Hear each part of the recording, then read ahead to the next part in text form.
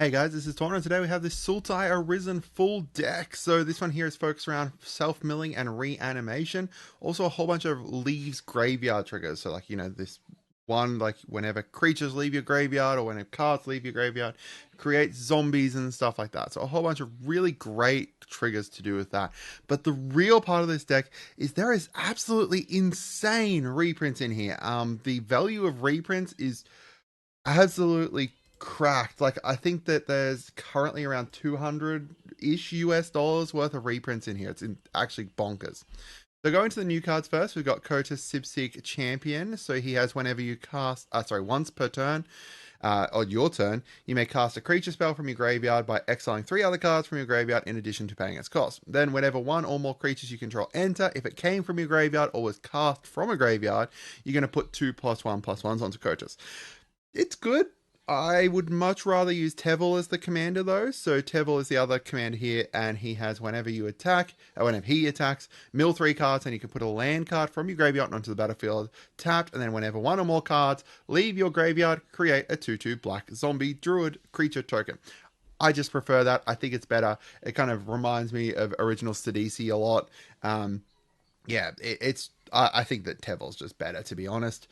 We've got Steward of the Harvest. So when it enters, exile up to 3 target land cards from your graveyard, and then all creatures you control, not even like creature tokens, all creatures or non-creature tokens, have all activated abilities of all land cards exiled this way. So if you exile like a swamp from your graveyard, then all of your creatures now tap for black, as long as Steward of the Harvest is still around. If you exile a forest, they all have that, etc. So there is absolutely bonkers things that you can pull out with this. There are so many like lands that you sack and chuck into your graveyard that now with this you can sack the creatures with them as well. It's crazy. We've got Colossal Grave Reaver here. Whenever it enters or attacks, mill 3 cards, and then whenever one or more creature cards are put into your graveyard from your library, put one of them onto the battlefield. Crazy reanimation there. Next up, we've got Afterlife from the Loam. So it has Delve, and then for each player, choose up to 1 creature card in that player's graveyard. You get to put them onto the battlefield under your control, and they become zombies. This is actually really great. It's just a great stealing theft card, but you also get to reanimate something of your own. It's got Delve on top of it, so it becomes cheaper from there too. We've got Essence Anchor. At the beginning of your upkeep, you're going to surveil one, and then you can tap it, create a black zombie druid token, activate only during your turn, and only if a card left your graveyard this turn.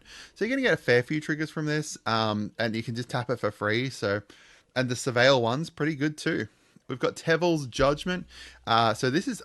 I kind of love this card because I really love Monument to Endurance from Aether Drift, and this is very similar to that. So whenever one or more cards leave your graveyard, choose one that hasn't been chosen this turn. You get to draw a card, you get to create a treasure, or you get to create a 2/2 black zombie druid creature token. So, you can choose which one's best at the time. Like, do you need a treasure? Do you need a draw card? Do you just want a creature token to block? Doesn't necessarily even need to be on your turn. It's just chosen this turn, so you could get 3 procs on your turn, then the next person's turn maybe even get another proc.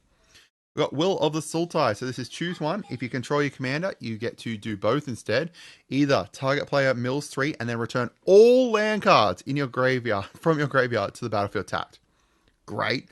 Or you get to put X +1/+1s on the target creature, where X is the number of lands you control, and it gains trample until end of turn. Again, great. Like, you've got a huge damage buff, to like huge power and toughness buff to something, or you get to just bring all those lands back from your graveyard, which there could be an absolute shed ton of them, given the fact we're going to be milling so much. Next up, we've got the Floral Evoker. So it's a snake druid that has landfall. Whenever a land you control enters, put a +1 counter onto this creature. Pretty basic. The second part here is great though. Pay green, discard a creature, return target land card from your graveyard to the battlefield tap. So in a mill deck, that's great, especially when you've got that reanimation, because you could chuck stuff into the graveyard and then boom, bring it back with your reanimators. We've got the Diviner of Mist here. Flying, when this creature attacks, mill 4 cards, then you may cast an instant or sorcery from your graveyard with mana value 4 or less without paying its mana cost. If it would be put back into the graveyard, exile it instead. great kind of, instant and sorcery recursion there. We kind of typically, once they're in there in a mill deck, they're kind of stuck in there unless you got like flashback and stuff. So it's good to kind of see that there. We've got Welcome the Dead, draw 2 cards, then discard a card and you lose 2 life. Create X tapped X Create X tapped 2/2 black zombie druid creature tokens, where X is the number of cards that were put into your graveyard from your hand or library this turn. So you basically are able to create a big swarm of zombie druids if you have managed to, mill a whole bunch this turn or discard stuff this turn. I like this one. I think it's very interesting. It's not incredibly powerful, but it's still pretty good. And then we've got the Kishla Skimmer here. So this one here is actually from the main set, but is also in this precon. Flying, whenever a card leaves your graveyard during your turn, draw a card. Very simple, but still going to draw you a bunch of cards potentially in this deck. Into the notable reprints in a sec, but first, if you guys are liking this video, make sure you subscribe, make sure you share the video around, all that kind of stuff. It helps out my small channel. We just hit 13,000 subscribers today, and thank you so much to everyone. Make sure you subscribe, make sure you share the video around. So into the notable reprints. Oh boy, we got Dorothy Voidwalker. I am so very shocked that this one was printed in here because of how quite how powerful this is, especially in a reanimated deck. This is actually insane, right? Like, this is insane to see reprinted in this deck because of how strong it is. We've got the Hedron Crab here. Again, another great reprint. Whenever a land you control enters, target player, it can be yourself, mills 3 cards. Great card. We've got Jared getting back here, gets +1 for each creature card in your graveyard, and then you can sack creatures, and then you can also sack your swamps and forests to return him back to your hand. A great card as well. Lord of Extinction, going to be potentially absolutely huge in this deck once you kind of milled yourself a whole bunch. I don't even know. Like, what were they thinking when they reprinted this deck? Like, there is some bonkers stuff in here. Merit of Clan Nel Toth getting reprinted here as well to get that extra reanimation in there. Obnixilus the Fallen just randomly in here too. Like, you got some nice landfall stuff in here, good, which is great. And this Obnix being in here is good too. Really great. We've got Wonder. I actually did not expect Wonder to get reprinted in here. Victimize was reprinted in here as well. Both cards that I'd chosen to be like, hey, pick up these cards because they're not going to get reprinted in here. Both did. We've got Terra Sunder. Amazing card there to just get rid of an artifact or enchantment. Or you could get rid of, anything else if you wanted to, if you play the kicker cost too. Conduit of Worlds. I don't even need to talk about this. Like, it's just really, really great card in this deck. We're milling ourselves, so now we can bring things back with it too. We got Phyrexian Reclamation. Huge shout out to Jack John Jackson. We were specifically talking about last night about Tortured Existence and, Phyrexian Reclamation. And he's like, Tortured Existence is not going to get reprinted as in our precon as long as Phyrexian Reclamation exists. Because Phyrexian Reclamation is just a slightly weaker version of it that is more likely to see reprinted in a precon. And he was the prophet. We've got Command Beacon. Like, even Great Lands, Command Beacon getting reprinted in here is just such a weird choice, but such an amazing choice. We've got Crypt of Agadim here too, so now we get to get mana based off the cards in our graveyard. Skull Prophet, a great card as well. Gravecrawler. Now, keep in mind that Gravecrawler is only down to $2. However, it's just been reprinted within Innistrated Remastered and just been reprinted in the zombie precon last time around. There is not a huge amount of zombies in here as well. I did get that wrong too because I thought there was going to be slightly more zombies. There doesn't seem to be, but still, great card to see in here. And then Life from the Loam as well. You'll also notice, spoiler, this one and the previous one are both new arts as well. I love this art too. And again, Life from the Loam is just such a bonkers card to see reprinted at precon because it's just so crazy strong depending on what your deck is. Any mill deck can utilize it so well. So the land base here, there's more tapped lands in this one than previous ones because they kind of add the the ones that have like the types, but then also have the cycling added onto them, because then you can, cycle them and then bring them back with a bunch of different ways that can bring stuff back from your graveyard. We still got Pain lands in here. We still got Filter lands. We still got Check lands. There was still a slow land in here, the Dreamroot Cascade. That's the most reprinted slow land, I think it was, because it was reprinted within what was the Doctor Who precons, and then I believe it was also printed in the Modern Horizon 3 ones. But overall, pretty decently good land base. I also like the fact that they're kind of moving away from the land base being balanced between all the colors. Like, we got Temple of Melody in here because it's the green-black one. We don't have any of the, temples that have blue in them or anything. All right, into the new art. These are the new arts that are in here. We've got Life from the Loam there, Gravecrawler. Casualty of War got a reprint in a nice new art as well. Opulent Palace too.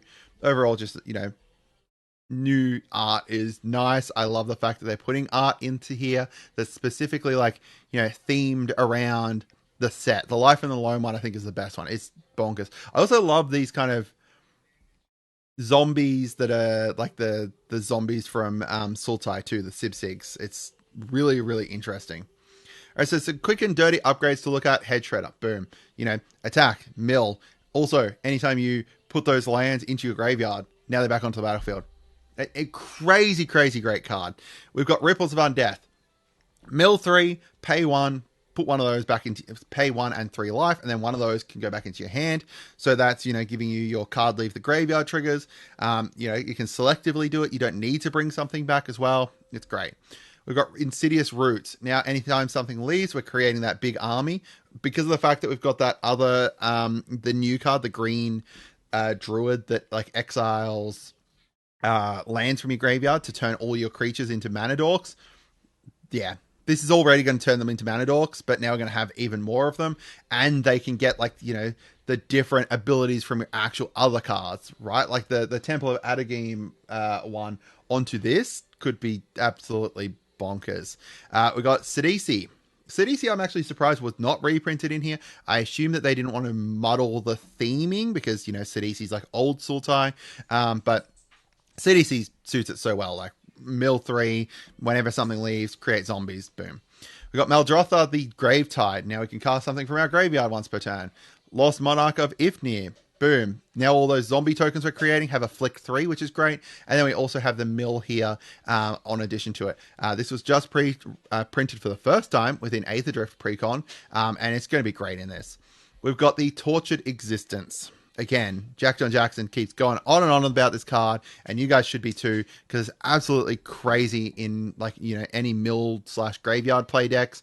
You're going to get your trigger to put something into your graveyard, and then you're also going to put something into take something out of your graveyard and then put something into your graveyard. Then you could just just keep switching that if you wanted to. Just create a huge amount of zombies for each black you've got. You can create a zombie.